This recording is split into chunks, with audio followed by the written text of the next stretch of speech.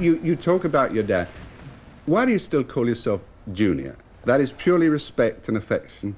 Well, it's pure. It's about 70-30, I think, and 70% in terms of respect, and 30% in the fact that I tried about 4 years ago to get rid of the Junior. Really? As a good friend of, probably a mutual friend of ours, Douglas Fairbanks, did. Mm.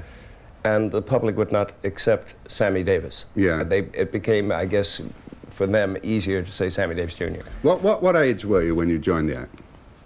Well, I don't remember ever joining the act. That's how young I was. I think I was about, I won my first amateur contest when I was 3 years old.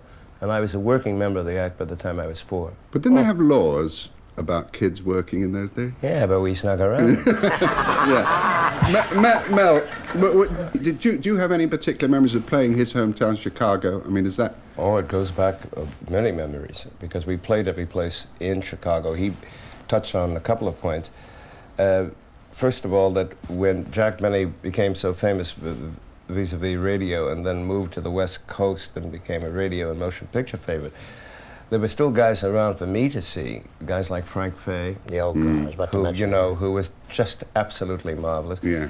As far as Chicago is concerned, I started working in a place in Chicago called the Rialto Theater, which was a burlesque house, but it wasn't burlesque. Yeah. In the sense that we think of burlesque today. It wasn't, nothing was shoddy about it. It was a poor man's Ziegfeld, a poor man's George White, because you always had the leading lady, a second lady, but the top banana. And you know, they'd have a man and wife nights, and people would come in, and there was nothing shocking, you know, about it.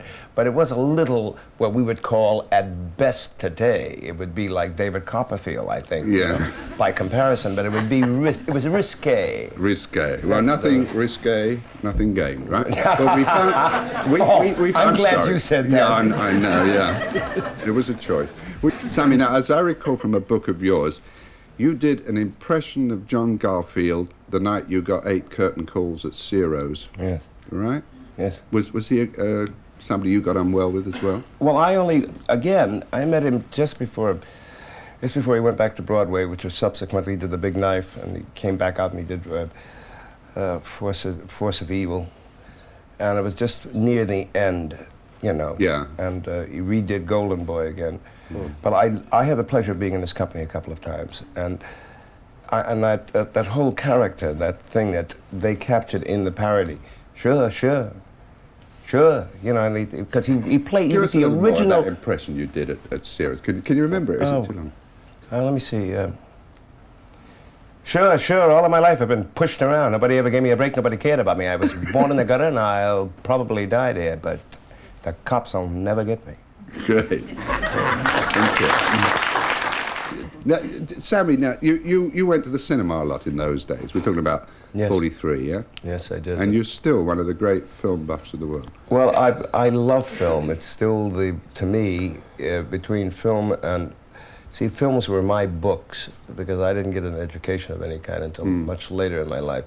And having grown up in vaudeville, and to me, to watch the then young kids, my idols were, you know, the kids that I wanted to grow up to be like were Donald O'Connor and Mickey Rooney and Judy Garland, because they were multi-talented and they were up there on that big screen. I could lose myself in the adventure movies, and so it became really a history lesson. It became everything, you know. Yeah. It was quite a rude awakening to find out later in life that a lot of things that I had seen on the film that didn't exactly happen that way, you know. We went to films to learn how to live, didn't we? To learn how to be human beings.